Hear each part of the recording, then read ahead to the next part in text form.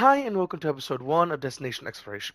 This series is covering every single Destiny 2 destination from top to bottom, at least as much as I'm wanting to do, because I do want some stuff for you to explore yourself if you ever do want to play this free to play game. Um, this first episode was meant to be a crossover with my Destiny 2 series, but everything broke. Like, I had a part I wanted to go to, and I couldn't go everywhere because I haven't done the entire campaign and different things like that. So I just said fuck it and started to do it on my Warlock, which is why you see that symbol there. Because I always like having that the purple or the void banner emblem. There you go. The void emblem that you get for unlocking void. I've always liked that. That is my personal favorite thing. But with all that said, I'm going to show you the moon.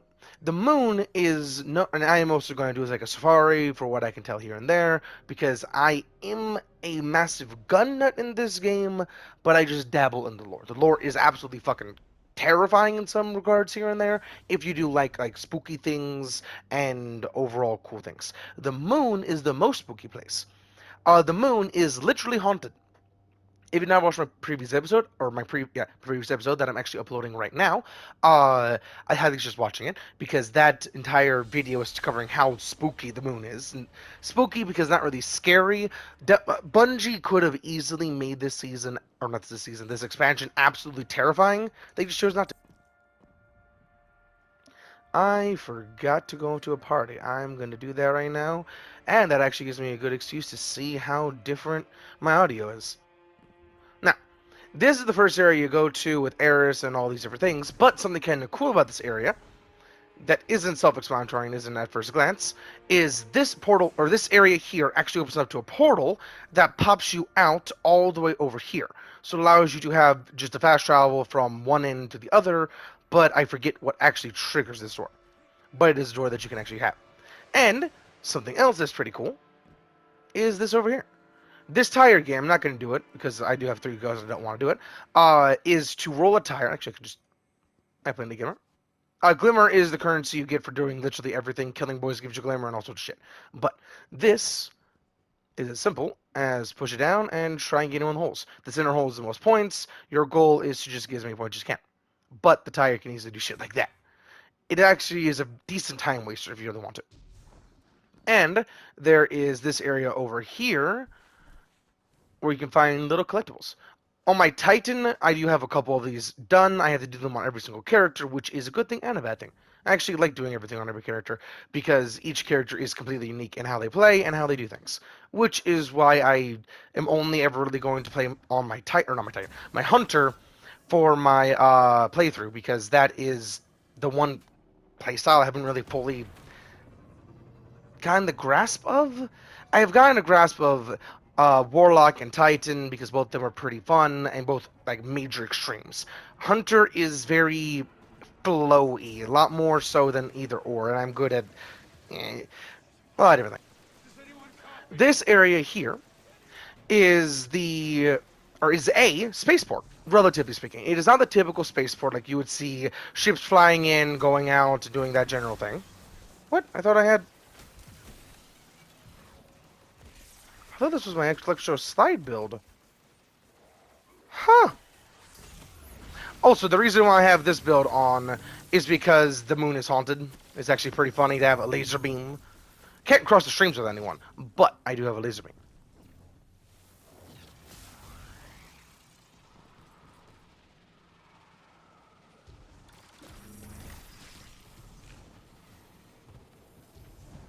If you had never played this game before, I highly suggest that this game is completely free except for expansions that you need, and that is why the moon is haunted. Those actually are they are not one to one of who they are supposed to be. They are actually echoes, non it is the idea of them. It is the dark side of them, that general thing, where it's not actually them. It's like the Nightmare Power Rangers type of thing, where it's not actually them. They might have a very similar name, maybe a flipped name, but not actually them, which is interesting. Oh, I always try and do that. Warlock movement is the funkiest.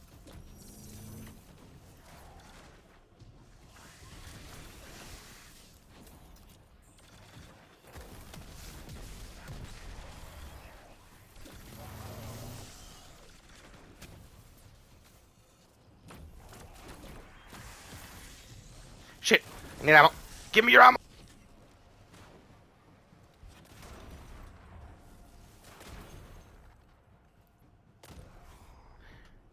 Don't die.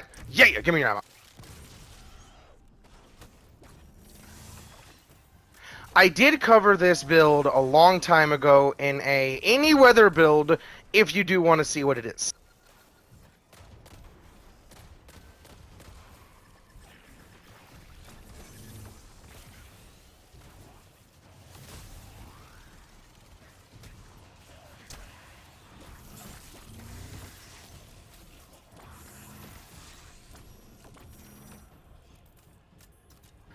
I'm gonna go through each one of the 3 lost sectors on this map. There's this lost sector here, which is pretty fun overall. Okay, each lost sector is a decent place just to go into to kill a lot of boys, to give you a lot of glimmer and a lot of things here and there that you really want to do. And sometimes you have to go through a lost sector to get a specific thing at the end of the lost sector and different things like that.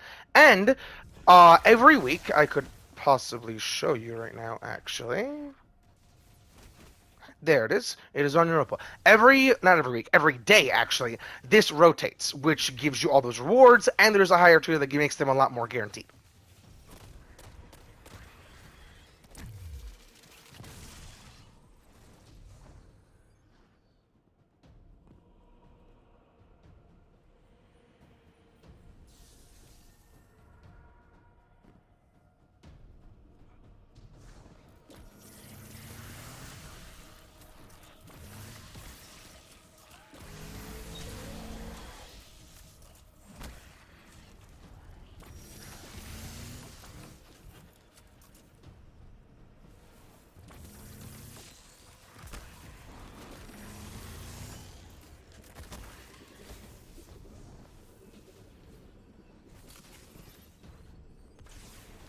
Something kind of cool about Flux Grenade. Flux Grenade, multiple things actually. Flux Grenade, that is the grenade I'm using. If you didn't know, every single subclass has a lot of different grenades. Each grenade, except for Prismatic, is spread across each subclass or each class. But Prismatic, there is individual grenades for each class to make it a lot more balanced. Because if they had all grenades available, it'll be pretty busted. If you don't know what Prismatic is, I highly suggest looking it up. It's very fun. But the Flux Grenade is the only grenade, the only grenade in this entire game that has absolutely no aim assist. You have to actually get it on target, or not aim assist in the typical stretch or in typical mindset. Aim assist in the it will actually magnetize to them. It is kind of like bullet magnetism, or it is bullet magnetism in this game, but it's also called aim assist here and there. But because it doesn't have that, it is allowed to do a metric fuck ton of damage. And that does not necessarily seem like a whole lot, but with my heavy weapon that is meant to be an absolute just stomp 'em, relatively speaking, if I can keep Frenzy up. Frenzy is a 5% damage buff, just so you know that, so you can see general damage. See the very comparable damage? Sure, it's 1 shot for 1 grenade, but that's still 1 shot for 1 grenade. And this game also has a lot of anime references. That is literally just a Kamehameha. And, also, speaking of anime references and different things like that, Destiny 2 has a fuck ton of them. There is multiple emotes that are just anime references, and there's multiple abilities. Primarily on the Warlock. You know what? It's using the same exotic. Fuck it. Okay, something kind of cool about the Destiny 2 weapon system overall. Some things can actually spawn some things that are very, very good. Like, for an example, Coldheart. Coldheart has the ability to spawn Ionic Traces, which Ionic Traces give you ability energy overall. If you can spawn them, you can get them, which allows you to get constant ability energy for every single ability. Some class-specific things, or some okay, Ionic Traces have equivalents across every single subclass. Some subclasses have tangles, for an example, like there's Strand Tangles, for an example, that doesn't do anything similar, doesn't give you ability energy or anything like that from every other one, but what it does is allows you to have a high or a decent damage yeetable on pickup, or a good grapple point, and also a good grapple point while you toss it. Different things like that, or shoot it, different things like that. It's a good extra damage in the field, unlike this where it's ability regen. That general thing. Now with that little bit said, I'm gonna keep going.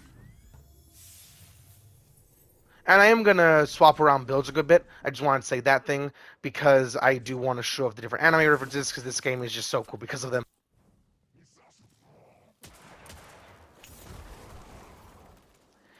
If you did not get that anime reference, that is Colonel Mustang from Full Metal Alchemist. Full Metal Alchemist Brotherhood is the only one I watched, but I know it's the same animation for both of them. And the funniest thing about it, the absolute cherry on top of what it does, or is what it does. If you read it, you'll instantly see it. And the beautiful thing about this entire snap and the references and different things like that is, if you haven't watched the anime, his entire ability, his entire shtick is causing ignitions on a snap. So it's just fucking funny.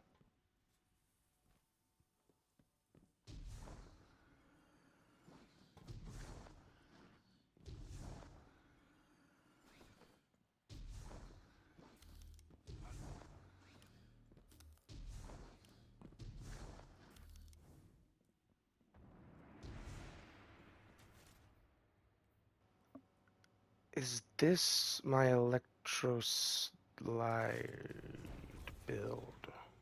No, this is just Threadlings. Do I want to do Threadlings galore? You know what? Yeah, fuck it, Threadlings galore. Also, I really like using trace rifles on my Warlock. I don't really know why. They just kind of feel the best, in my personal opinion.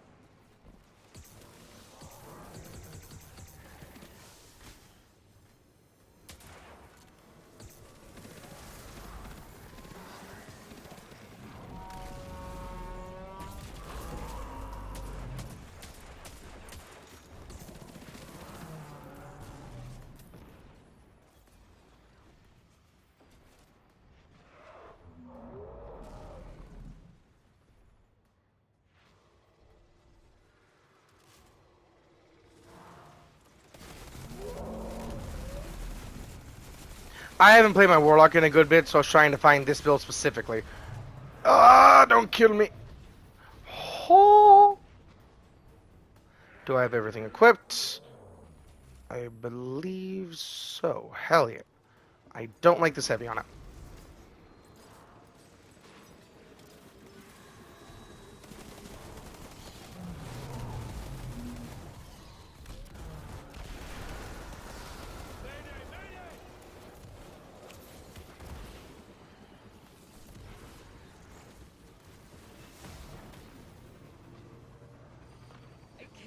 Something kind of cool about every single destination, and just about every single destination, is that there is a top portion and a bottom portion.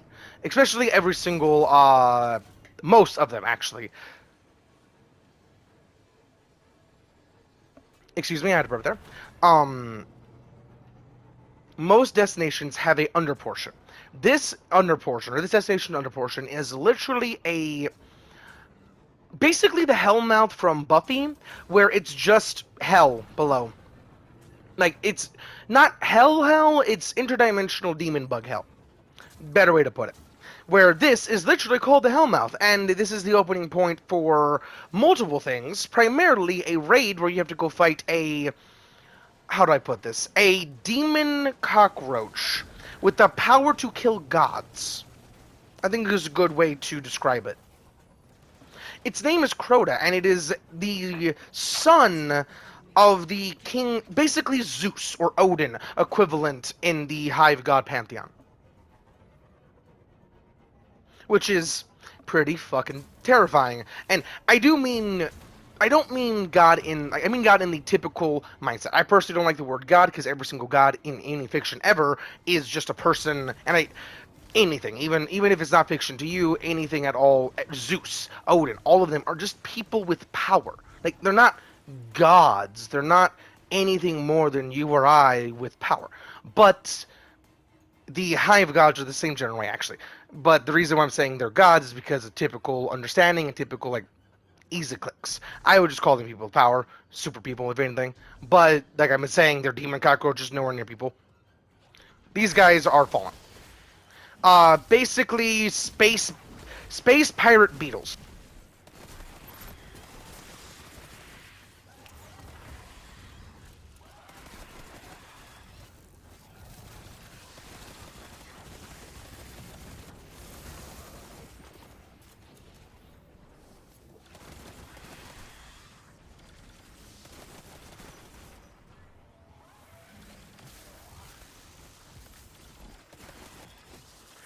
The best part about this build is that you shit out the stasis turret. And I've also shown off this build, and I believe the previous build on AnyWeather's builds. I don't know what episode specifically, but they were in them.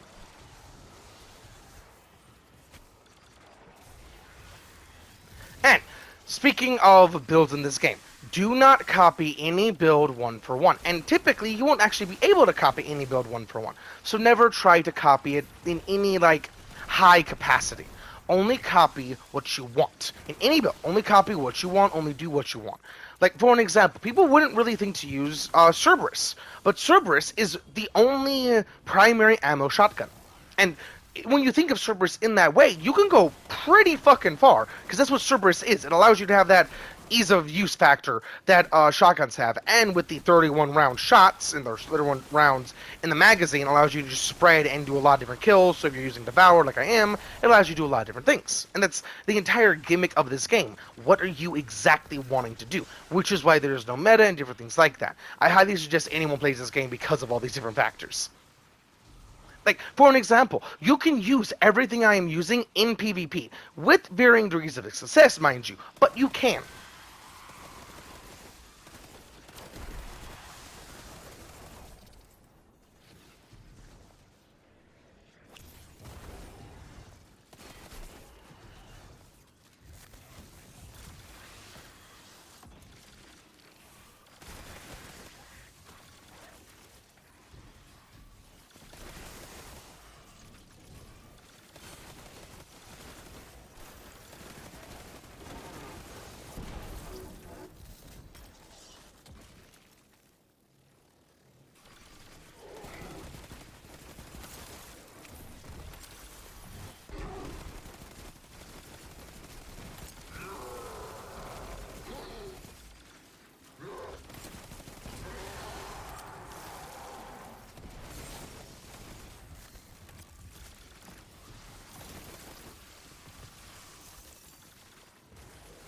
I don't actually think I said this, but my favorite part is the fact that I just shit out the turrets, because just...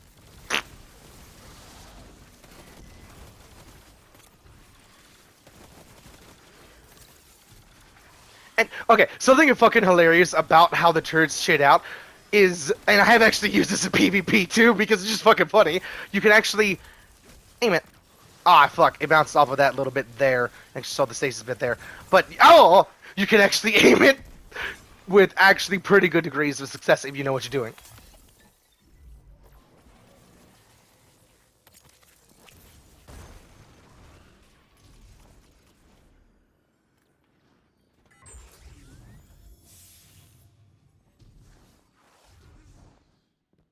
Part of the reason why I wanted to use my Electroslide build, but I'm just going to stick with this build from now on, but the reason why I wanted to use Electroslide build is because that build is very fun, and next episode, the Electroslide is going to get a pretty substantial buff to just allow you to be amplified after activating it, which alone is pretty good.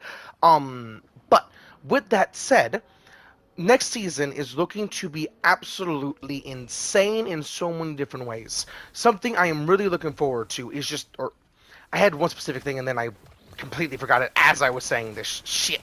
Hopefully it comes back to me. But going back to what this entire video is about, the destination exploration. This entire destination is controlled by two factions primarily. The Hive, or the Fallen, and the Hive that are over in that section over there. The Hive itself are demon cockroaches from a extra dimension. The Fallen are from just another planet that had a very similar fate, or more of a fate, actually, than humanity had. Their planet is actually genuinely gone, unlike humanity's Dark Age that just hurt us pretty bad and almost killed us. Their planet is genuinely just fucking gone. It doesn't exist anymore. It's gone.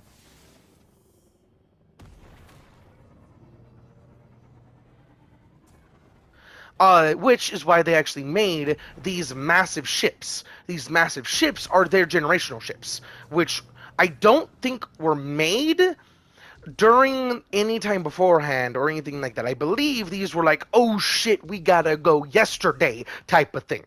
where they were just they slapped together. And the reason why this looks even more slapped together over time, or why it looks extra slapped together, is because over time, because of the long voyage and different things like that, they had to slap a lot of things together, hodgepodge style, just to make sure things could possibly slightly function. Because if you don't know, space does not give a shit if you have it slightly correct. A puncture in your ship without you realizing it means you will suffocate. You will die a very painful death type of thing. Like, space don't fucking play.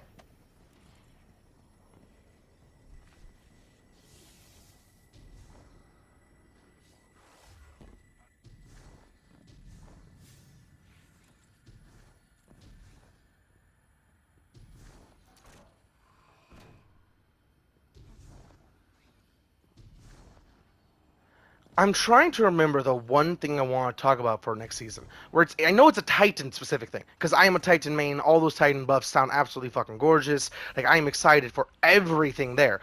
I just want to say one. I want to talk about one specific thing though, because all of it is just very good, and I really love how Bungie is wanting to do things because it's not massive changes overall. It's little things here and there, which overall comes in real handy.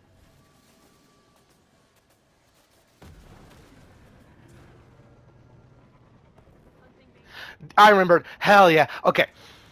The the stasis super for Titan, that entire super is going to allow you to use the slide melee from the stasis subclass. Now, that is cool in of itself. The thing that makes me the most curious is the same general trigger. It's the same slide uppercut. Is this the same one I just did?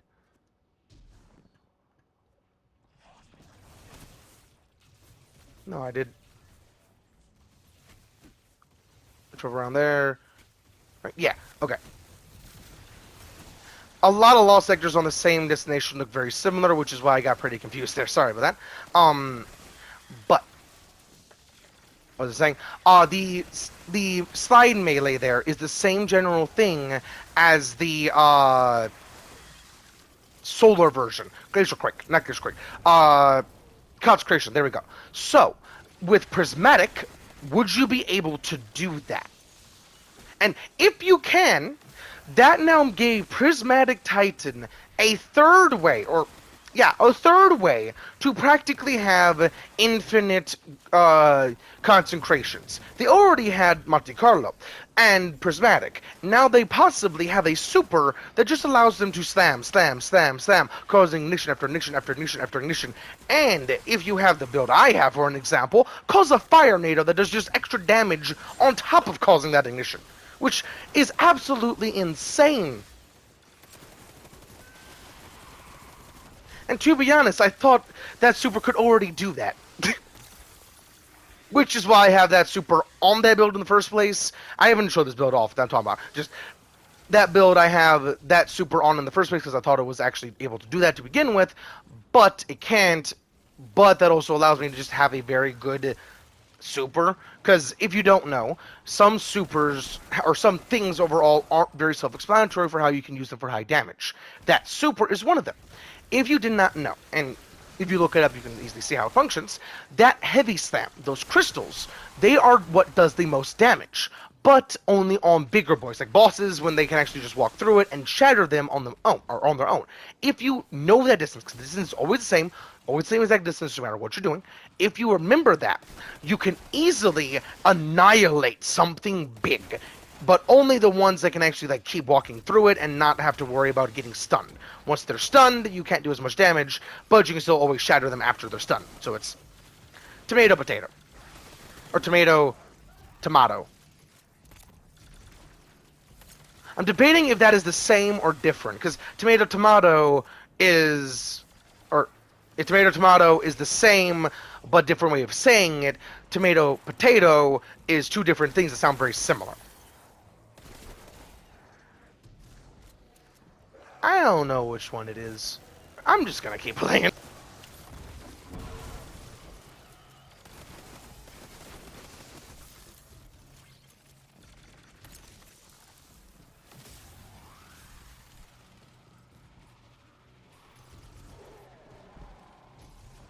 I did do this lost sector. Right? No. I had the eyeball lost lost sector. There we go. I'm mixing this up with the video I tried to make on my hunter. Which sucks.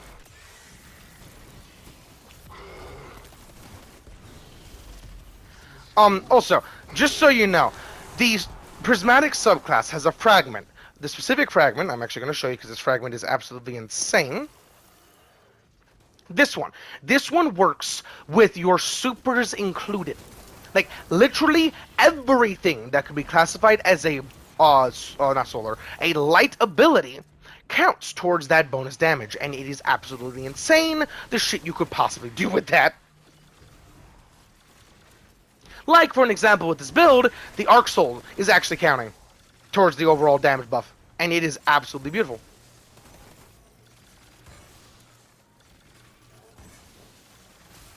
Like, you can easily see it here. Whenever there is no slow on it, it's doing 2009-15, I want to say. And then without or with the buff, it is doing 3,000 something or another. Oh. Huh. I've actually already done the campaign on my Warlock. I just have to redo it for some reason. I forget why. I don't play more.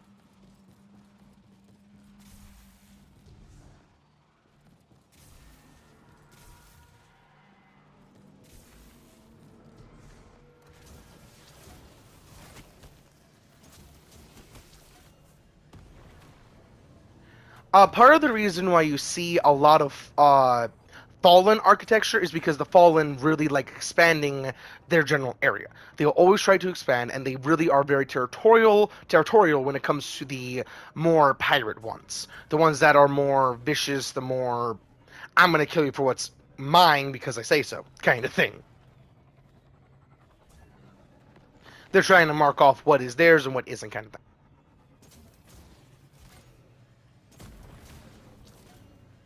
This area is actually pretty cool on a lore side of things, because this area is where the nightmares are kind of being pulled out of, relatively speaking, the pyramid down below, where all these different things are being basically used as conduits. I don't know why the nightmare is willingly walking to the other side, but I don't know. All I know is that each one of these platforms here, because there is a couple scattered around, are basically siphons that are sucking the nightmares out of the entire moon itself. Kind of. Not necessarily literally.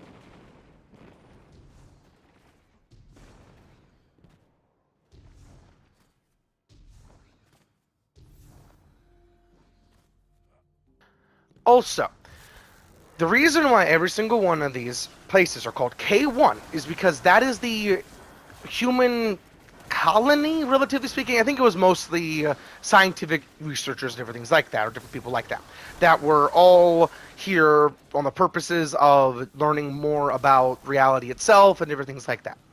The people here, however, quickly discovered that the moon is not that friendly. And yeah, a lot of shit happened. Like, a lot of different things in this game. Reality just isn't friendly. It really, really wants things to die. For some unknown reason.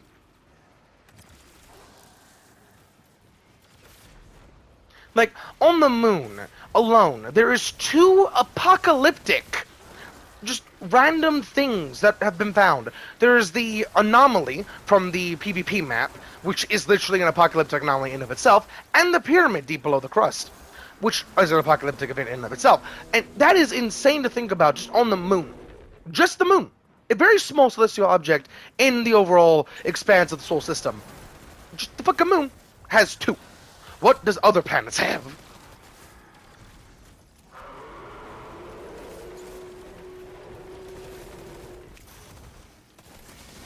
This destination also has a pretty cool mechanic overall. The reason why this Lost Sector looks so different is because this Lost Sector is actually meant to be the third one you do after the first 2. Like, it's 1, 2, then 3, with just one always being 3, because once you complete the boss fight, up in that area is a bonus piece of loot you can go get. After you do not Lost Sector, a bounty from Eris Morn, which Eris Morn I don't know if I said it last episode, but Eris Morn is the most badass character in this game. She literally had her light torn away from her, and if you don't know, light is basically soul, think of it like that, torn away from her, and her ghost, which is her literal other half, also murdered right in front of her.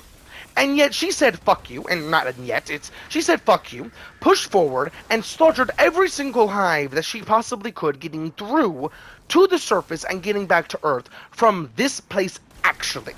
Not this exact law sector, but this overall place. She had to fight through with all this hive, and this is, okay, and that's this part.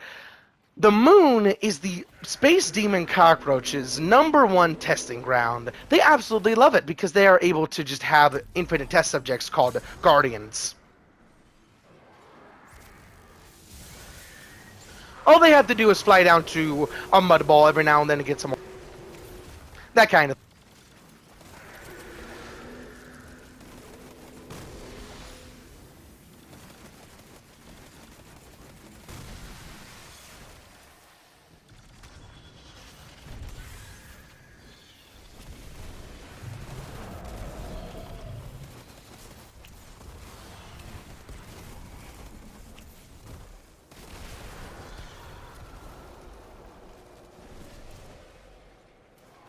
Up here is what I was talking about.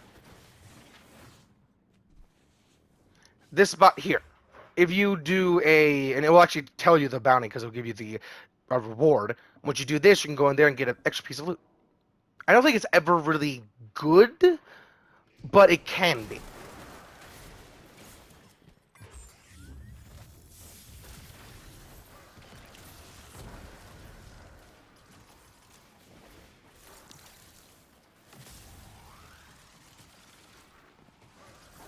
Do I really have to kill every single last one of them? Huh.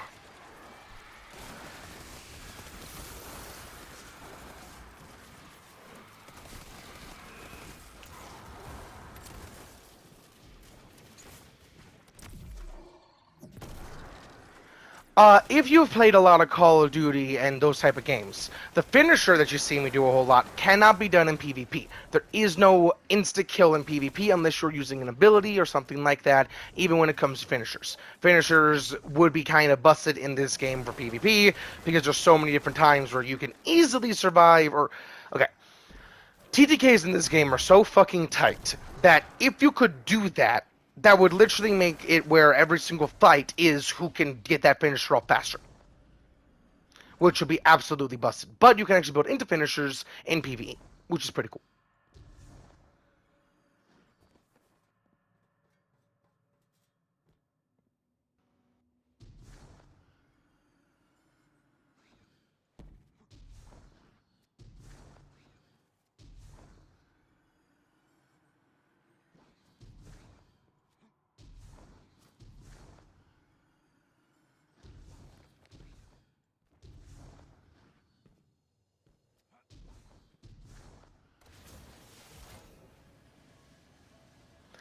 Something very cool about the skimmers is the grind effect actually changes depending on your subclass. And if you're rocking prismatic, it depends on your overall kit. Your abilities, your super, and different things like that contribute to the color itself. Which is why this color, excuse me, isn't pure orange, where there is some blue in it.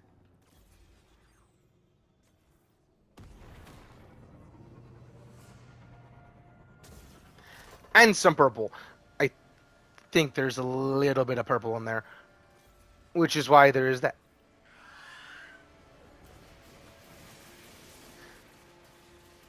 Now, this area should look very familiar and should be very familiar if you watched the previous episode. But the cool thing that I didn't actually show off last episode is this area over here. This area is the beginning of the Garden of Salvation raid, which is a very interesting raid to say the least, and... Okay, the final boss fight is a pain in the ass, but that raid gives you the best exotic there ever was. Most people don't like running it. I personally would always love to run it, because I'm the type of person that loves just challenge overall, with decent people to play with, specifically. I don't like... I love playing challenging games, except for like Dark Souls, stuff like that, because Dark Souls is just too challenging.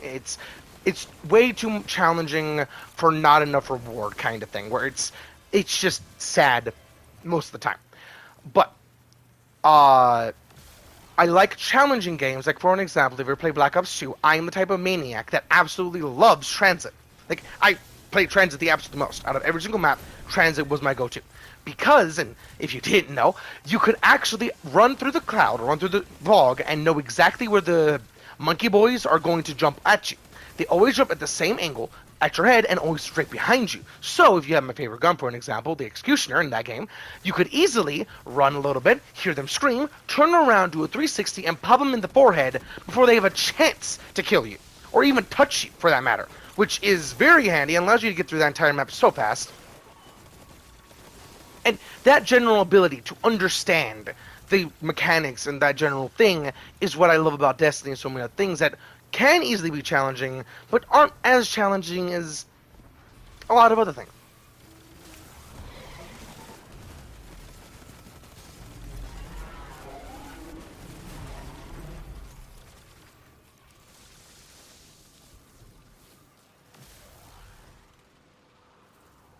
Hell yeah! Only been 36 minutes.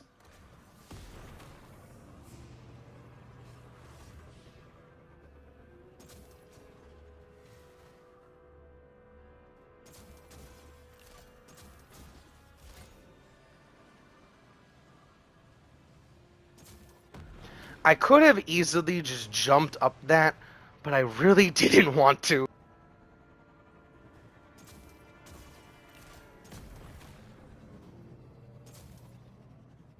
This game, like, the one thing this game is missing, or two things specifically. One, and this could also be solved with the first thing. One, there should really be a creative mode, so to speak, like a forge mode, like in Halo, or creative mode in Fortnite, that general thing, where you can create your own things, and they could easily use like destinations as templates, or each part of a destination. Like, you only use like Sorrow's Harbor or that area I was just at or something like that for the overall destination or for the overall thing you're building off of, but you can build massive things on it. Like, I would love to make parkour just levels with my understanding of grapple. Those would be so fucking fun. Like, for an example, with grapple, the grapple melee can and will easily allow you to get some good distance if you don't have your, or even if you are using your movement to allow you to have that extra little bit of distance off of that grapple itself, but there's a little bit of timer and momentum needed to activate that grapple melee itself. Like, different things like that I could easily teach with the ability to do something like that, and it is absolutely amazing if that is possible or if that is ever done. Two, a truly endless mode, and I don't mean like Onslaught, which is a very fun mode and a very good mode and a very just amazing mode for what the loot is and different things like that. But I really want a truly endless mode that completely early from the ground up, you can go until you die, kind of thing. And I would love that. I would absolutely play the fuck out of that. And I really think Gambit kind of should be that. Like, I do think, okay, Gambit is the high end, high, like, okay, how about this? There should be a season for Gambit. I know Destiny players don't like Gambit, but think of what Gambit is. Gambit is the mixture, like the perfect mixture of what Destiny is for PvE and PvP. It is primarily a PvE game with a little dash of PvP. People can play PvP primarily, but it's not primarily a PvP game. That general thing, if you think about that, is the same amount that is in Gambit. For how much you're supposed to play PvP versus PvE. You're not supposed to, you can play whatever you want, but for what is available in PvE versus PvP. That general thing, it's kind of equivalent for Gambit. And with that said, the overall concept of Gambit is, I really think, could be dabbled upon. Like, the Nine giving Drifter the thing to allow the Drifter to make Gambit really has a lot of value to it if they really want to delve deep into that. Like, I would love Gambit to have two modes. One, which is Gambit as it stands, just basic Gambit, which is amazing, and I think Gambit overall should get a really big overhaul for decent loot, like basically making it the pinnacle mode for Destiny 2 overall, with the good abilities, good everything, or not good abilities, good weapons, good all sorts of shit. Which means the rolls has to be very handy, different things like that. But that's easily done, relatively speaking, depending on what exactly they're wanting to do. Now, with that said, a lot of different things would have to be tweaked. Like, I really think they need to bring back the armor, to be completely honest, for Gambit. That armor, that general concept actually, is how Gambit's meant to be made. There's meant to be like one invader and a couple other things that you're really wanting to build into if you're wanting to play Gambit for players, which is pretty cool overall. But I highly suggest Bungie making a Gambit 2, or like more like a Gambit Prime. I think that's what it was called, Gambit Prime, or the first Gambit, Trials of the Nine. There we go, Trials of the Nine kind of thing, but making that truly endless, where there is no stop and go, there is no keep going, and it's just. Or how do I put this? If I remember Trials of the Nine, you could go in to the thing, like actually fight the boys, and then when you done fighting the boys, you pop back out and keep going, keep going, keep going, and people can actually join you mid-match kind of thing, where you can just keep going, keep going, keep going. I think it should be that general thing, but instead of banking again after every single go, the bank is just there and you keep going. Kind of like There's a Fraternity, but not where you have the turn the dial thing, where it is just a bank, where you bank things possible get decent loot, and I think some buffs here and there depending on what you bank and stuff like that. Could be pretty fun. Uh, the only other place I really want to show off, hmm, yeah, the only place I really want to show off is a specific place in the Hellmouth. There are so many other places you can actually get into the Hellmouth at, like at each location. Here is the little building that is in this general area. Here is behind the, or in between the spherical building that is above the abyss and the Lost Sector building, behind those two areas. And here, to get down, there actually isn't a way to get down into the actual Hellmouth from here. Never mind. But the true entrance to the Hellmouth is where I'm actually wanting to go into. Or, not the true entrance. The true entrance is just dropping down the center. But that's not what I'm doing, because that will actually get you killed. I'm going to go down the staircase that is next to the center,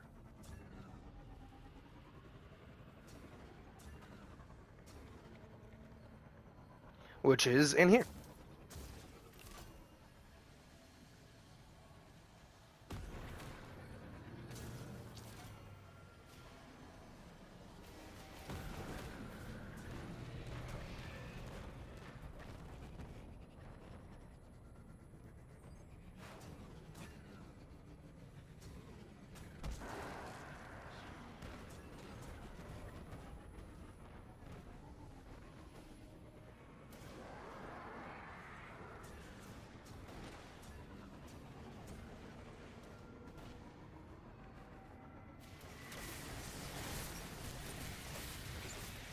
Ah, don't kill my skimmer. I want to keep my skimmer. Give me my boy. Give me my boy. Ah!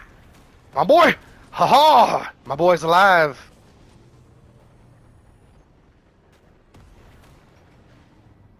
My boy's pretty hurt, but he is alive.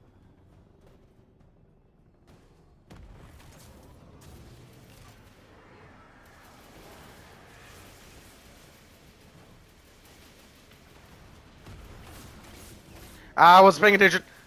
I can make it. I can make it. I can make it. I can make it. I can make it. I can make it. I can make it. I can make it. Oh, I can make it. I can make it. Ah! Hell yeah. Whew.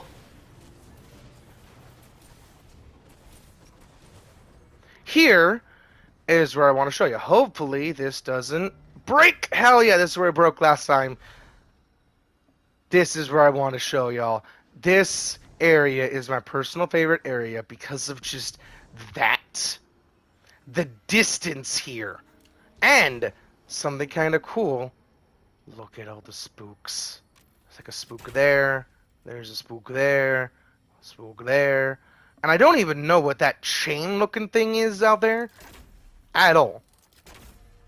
Just, this area is so pretty, to say the least. And then just the catacombs over there as well, which don't even look like Hive architecture, to be completely honest. Never mind, it does look like Hive architecture. That right there doesn't look very similar, or it looks very similar to that, but not exactly Hive. And something kind of cool about Hive, there's multiple factions of Hive. Like there's multiple factions of every single enemy type in this game. Each enemy type, like Fallen, or Fallen and Elixir are the exact same. Fallen, Vex, Cabal, Taken, technically here and there.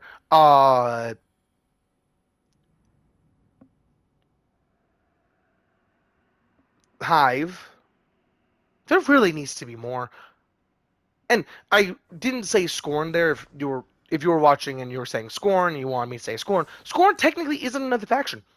It is another faction, but it's a sub-faction of the Elixir. And the Scorn are, if you didn't know, highly irradiated, but in a weird, like, magical way, to basically become zombies.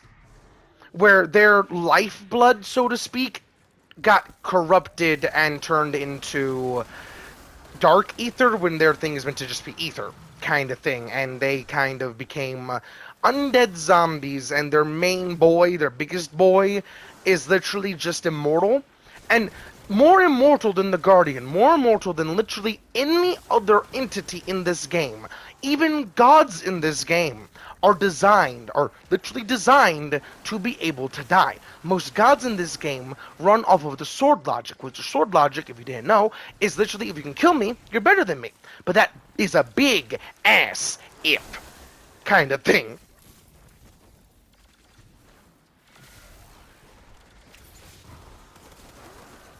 Now, there is so many more areas to this destination. There's like this doorway over there, this doorway over there, and so many other entrances to the Helm that have so many different places you can find.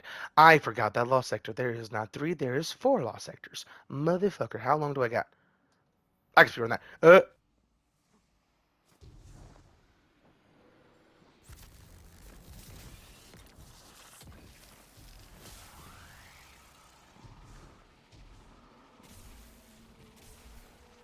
If you did not know, with Amplified, if you slide around like you were trying to scratch your ass like a dog is, or like a dog does, you'll go pretty far. It's very similar to slide canceling in Call of Duty, but feels a lot more designed for it, if that makes any sense.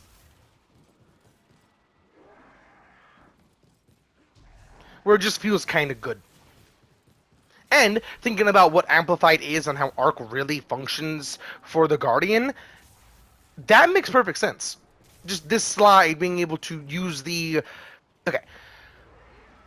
Arc, because just to fully explain this, Arc is not blue energy. Arc is not blue flavored light. What Arc is the movement of the atoms themselves, is pure movement, is what Arc is. So, with that said, the ability to slide and conserve that momentum and use that momentum as basically a static shield across the ground to allow you to just slide across it with no friction whatsoever, at least for a little bit, is absolutely gorgeous and makes so much sense for what they could actually be doing with that. Like, for an example, I really think the Guardian should be able to run a lot faster than this. Like, holy fuck, faster than this type of thing. When it comes to using Amplify and the speed boost and different things like that. Like, they should be able to go faster than most things can see.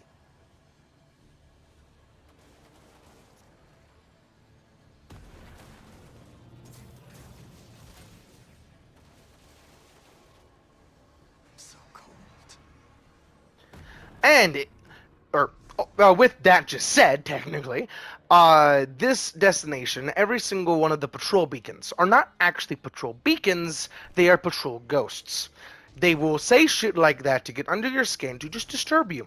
Because this area is not scary, it is spooky. Like, that is literally the only reason I can give you for why they say some very just not scary things like how they died or what exactly happened to them, besides like, oh, it's there, it's coming, like something like that. Like, the general fear isn't there as much as the dread is there.